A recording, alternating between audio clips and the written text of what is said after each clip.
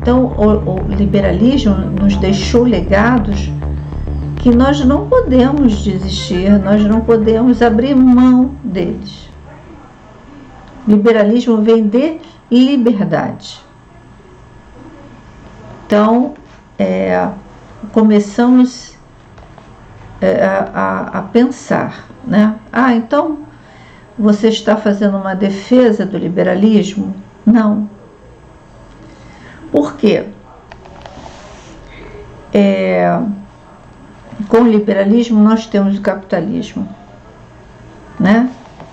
E o liberalismo econômico. E o que a gente vê? Deu certo até hoje. É uma doutrina, a doutrina liberal, ela trouxe bem-estar para toda a população? Não. Então, vamos pensar o seguinte, vamos parar de falar eu odeio o comunismo, eu odeio o socialismo, eu tenho medo. Vamos parar. Por quê? Porque o capitalismo matou e mata e explora e tira a dignidade de milhões de trabalhadores. A classe trabalhadora é a mais afetada pela ausência de qualidade de vida, pela desigualdade material, de condições materiais. Então vamos parar de dizer estou com medo do socialismo, do comunismo.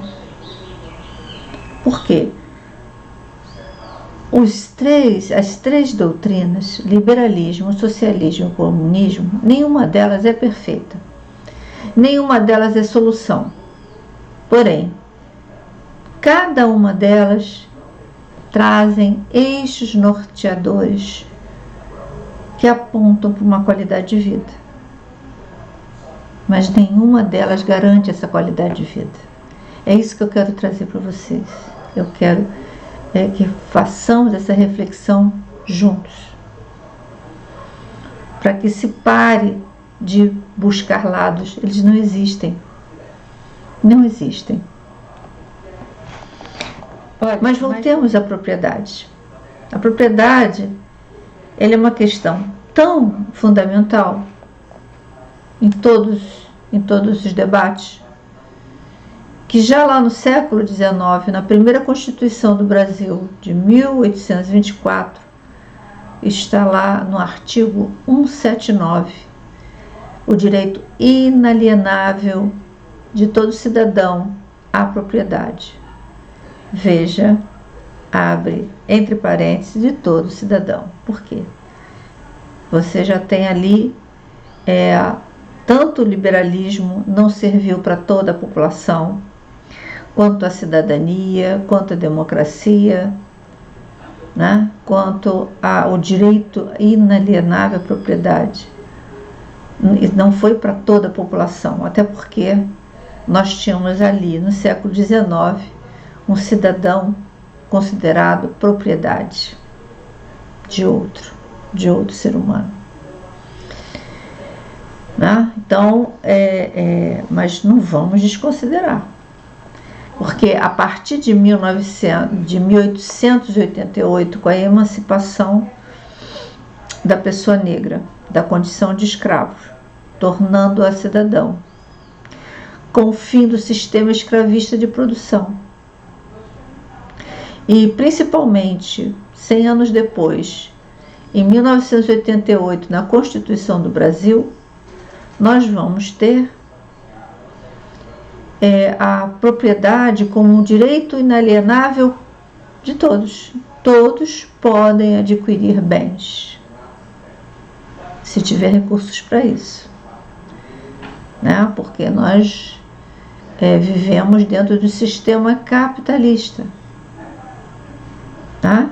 Desde o século XVI, pelo menos, antes disso até, mas enfim, nós vivemos no sistema capitalista. Então, quem tem recurso, adquire. Quem não tem, não. Tá, então, vamos entender essa questão da propriedade, tá? Da complexidade que é entender isso, de saber, né, de ter ciência de que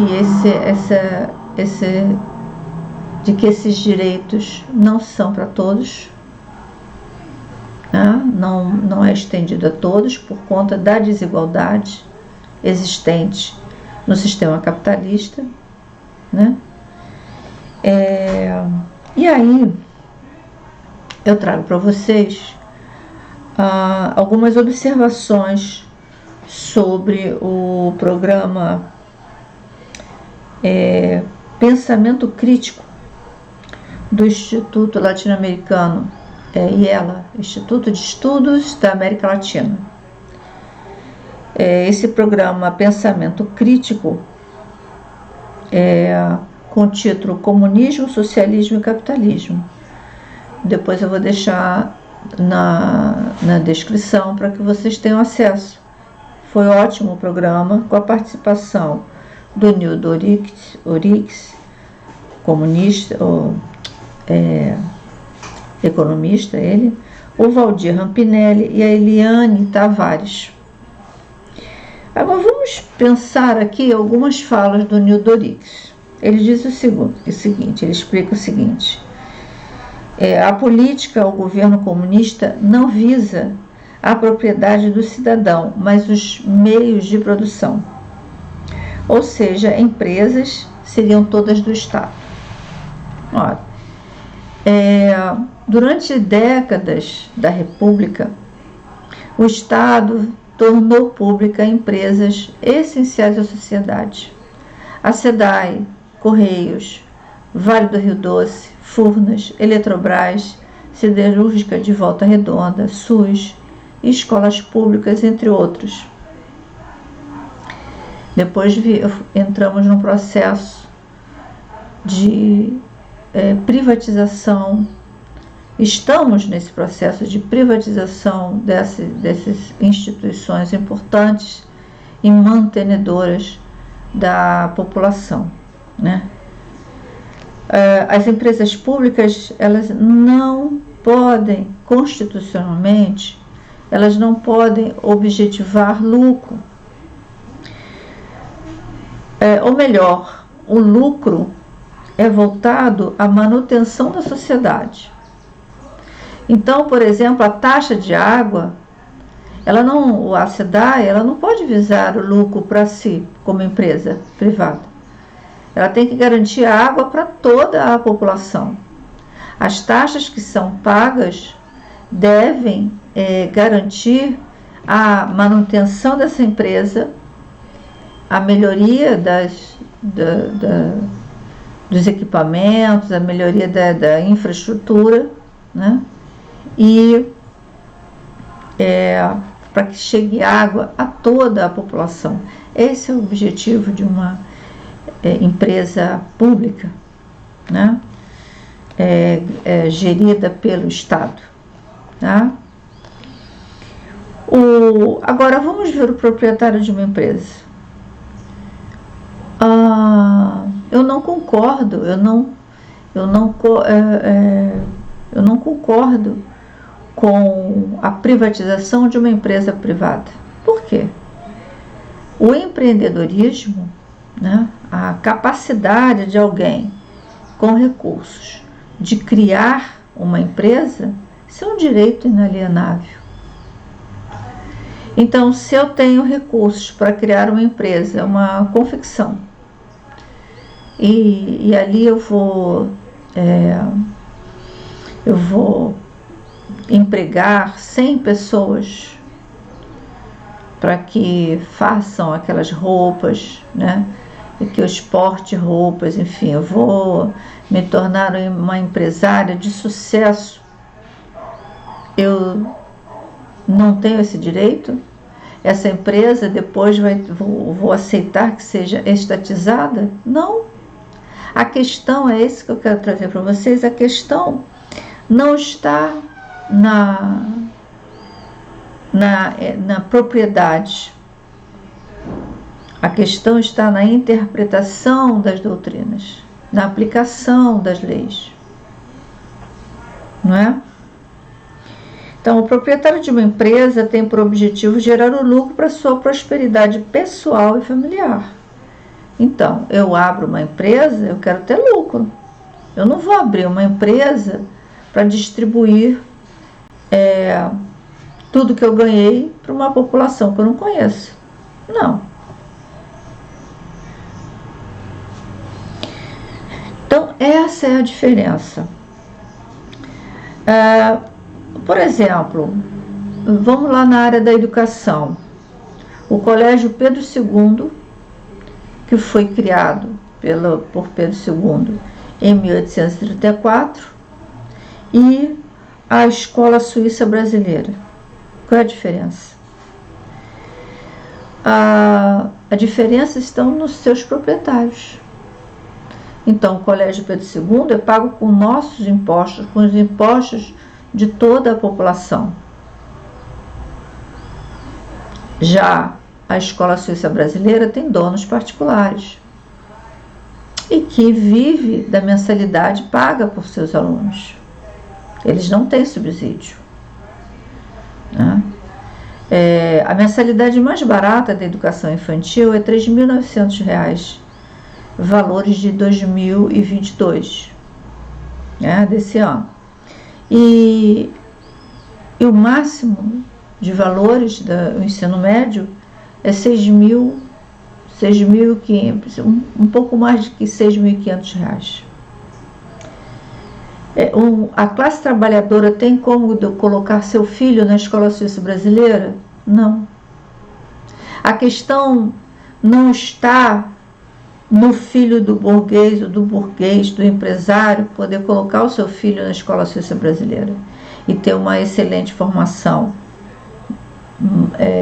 Se não me engano, é trilingüe, né? Então é uma formação extremamente aprimorada, que qualifica aquele jovem a estudar, inclusive, fora do país.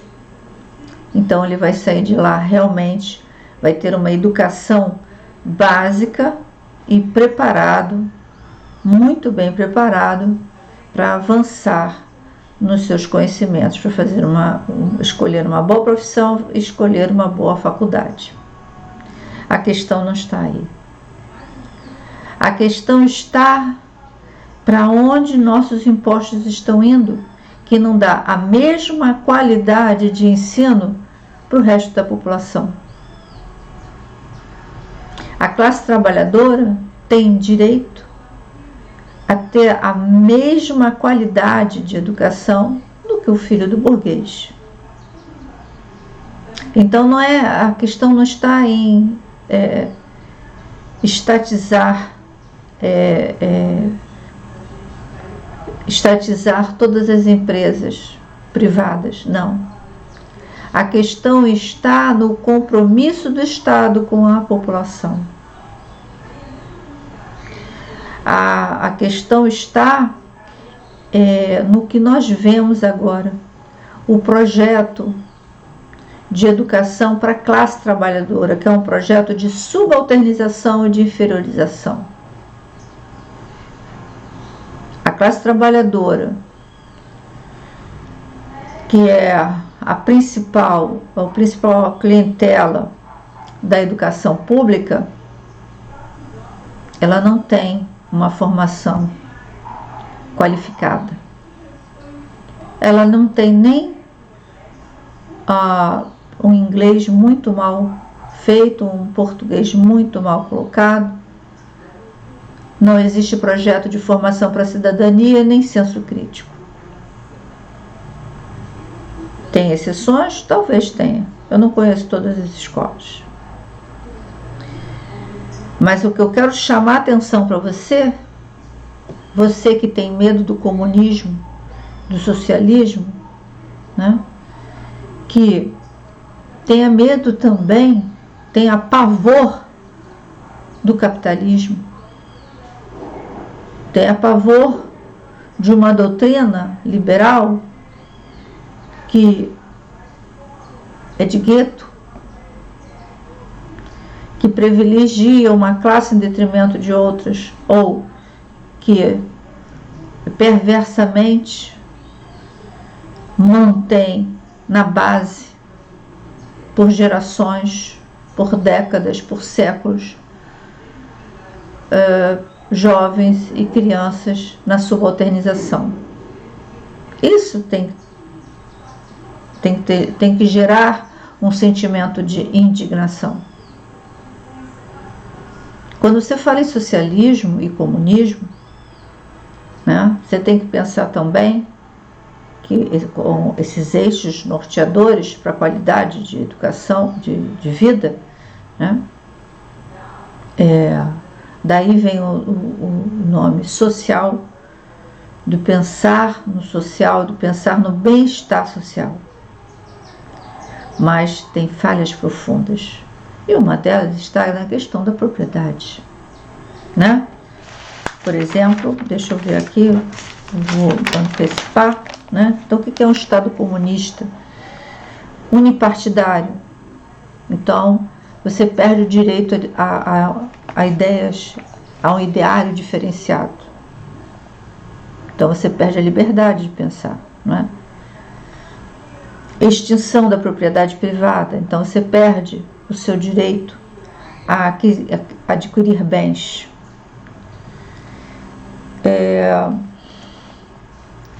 Ausência de classes sociais. Então, quando Karl Marx e Engels pensaram, né, estudaram o capitalismo e fizeram essa proposta, é porque, claro, a exploração da classe proletária já estava no nível do insuportável. Eles viram como o capitalismo gerou essa desigualdade artificial, né?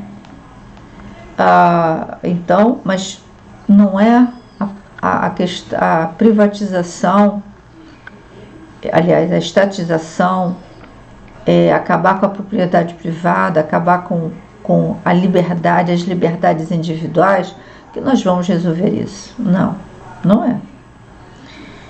A ausência do Estado? Não existe, pelo contrário, né? É preciso ter um Estado que coordene tudo isso, né? E o que o Estado vai fazer? Supressão dos direitos ou conquistas liberais, propriedade, democracia representativa e individualismo. Então, como você pode ver, não é esse caminho. Eu não acho que este caminho seja também o correto, né? E aí o que eu quero dizer é o seguinte: nem tudo precisa ser público e nem tudo pode ser privado. Essa é a questão entre as políticas, o ideário liberal e comunista, né? Como eu falei, o problema não está na teoria, mas em quem a interpreta e aplica. E não há teoria perfeita, vou sempre repetir. E também está no projeto de país, da sociedade. Então, eu já fiz algumas lives sobre isso, né? Sobre o The Study Trace, quando ele fala 2 classes, 2 escolas, né? O projeto Capanema de educação, que também são 2 projetos de educação, um voltado para a classe trabalhadora, uma educação de subalternização e obediência, e para a classe burguesa, né, o preparar para cargos de mando. Então nós temos, desde o século XIX, pelo menos, desde 1802, com o The Study Trace, nós vemos aí um projeto de manter a classe trabalhadora na base, tirando o direito do sonho. É isso que o sistema liberal capitalista tem feito, né? Então, eu também tenho medo do capitalismo, eu tenho pavor, né? Mas o Nildo, ele garante que não é a propriedade física que será do Estado, mas a propriedade jurídica. Então, volto a dizer, eu tenho o meu direito a criar uma empresa, tem que continuar sendo garantido. E quando se trata de seres humanos, nós somos falhos. Como é que eu posso garantir que alguém que eu colocar num cargo de mando na presidência vai resguardar os direitos de toda a população. Não tem ninguém que possa garantir isso. Não tem.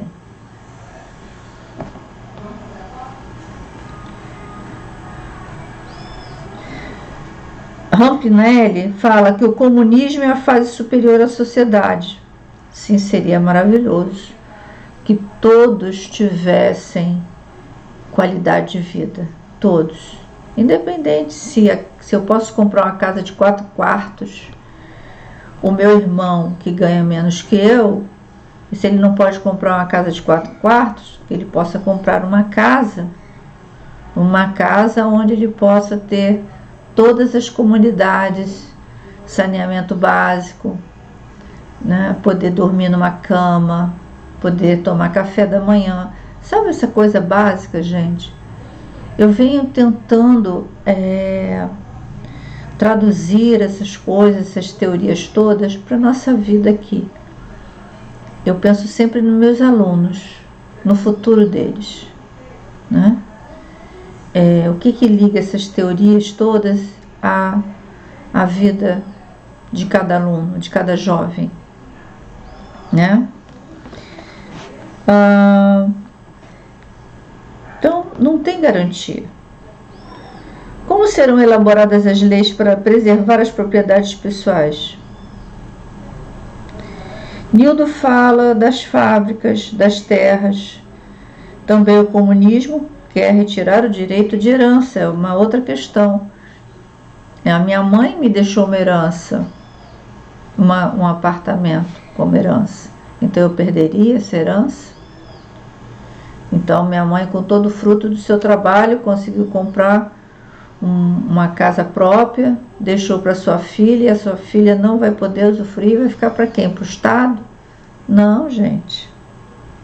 Não é por aí.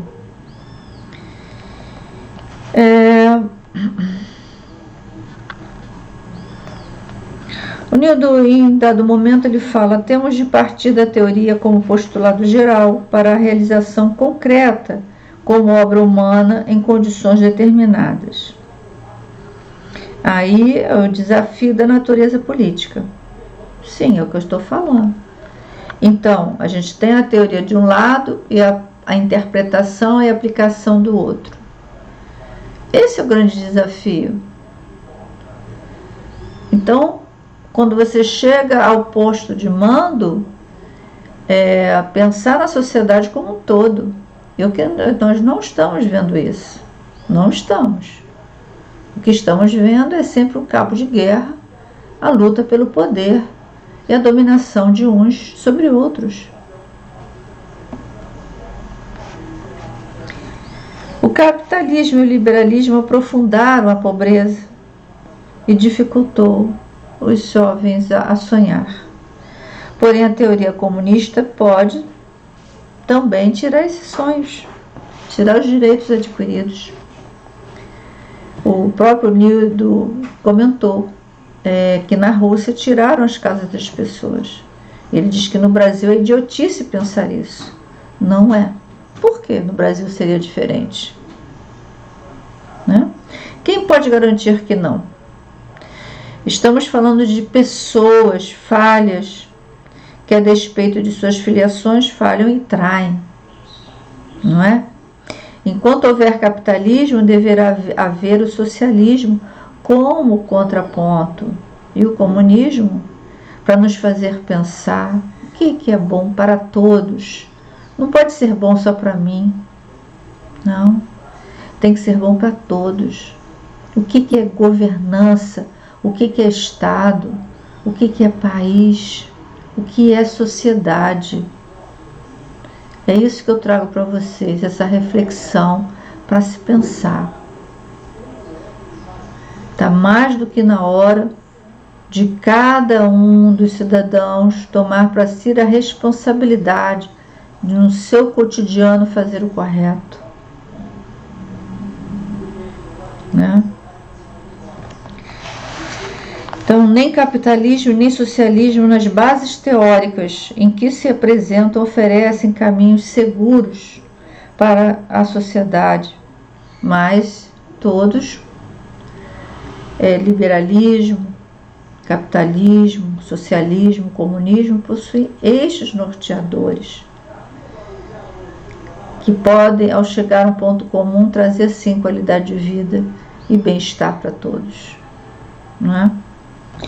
A desigualdade socioeconômica é artificial, criada nas relações de poder, de domínio de uma classe sobre outra, de indivíduos sobre outras e na exploração dos trabalhadores. Essa é a realidade. Quando se fala de burguesia, entende-se aquela que existe e emprega trabalho assalariado. Toda a burguesia explora o trabalhador, né? Todo assalariado é proletário e todo assalariado é explorado. Então, eu paro por aqui. Eu espero que vocês pensem, né? Eu faço essa live principalmente para as pessoas que dizem ter medo do socialismo e do comunismo, ou ter ódio, né? Tem pavor do capitalismo, que tem matado milhões de pessoas, tem tirado a dignidade de milhões de pessoas. Ah, Sônia, então e aí, qual é a saída? Não sei. Não, eu sei. A saída está em cada um de nós fazer o que é correto para o outro, para si e para o outro.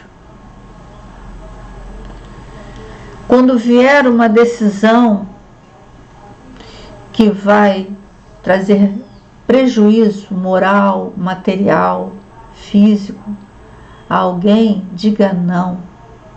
Diga não. Essa é a revolução. A revolução que eu estou fazendo campanha é a revolução do cotidiano. É a revolução individual. É essa que eu estou fazendo. Só assim nós vamos, quem sabe um dia, alcançar uma sociedade em que se possa sonhar. E a gente está em busca da felicidade, do sonho. É possível, não é utopia. Até mais.